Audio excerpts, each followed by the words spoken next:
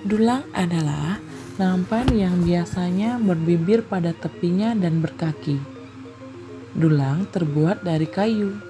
Biasanya dulang digunakan sebagai alas sampian. Umumnya dulang digunakan pada pembuatan gebogan atau pajegan, sehingga memerlukan batang pohon pisang yang ditancapkan di atas dulang. Dipercaya bermakna sebagai persembahan kepada Tuhan. Dulang pun banyak ragamnya. Dulang berbentuk bundar, makin ke atas ukurannya makin mengecil. Sementara pada bagian paling bawah ukurannya kira-kira sebesar kepala, sehingga pas untuk dijunjung. Maka dari itu tidak heran jika bentuk gebogan menjulang seperti gunung, makin ke atas makin mengerucut atau lancip. Biasanya, bagian paling atas gebogan diletakkan canang dan sampian sebagai wujud persembahan dan bakti kehadapan Tuhan Sang Pencipta alam semesta.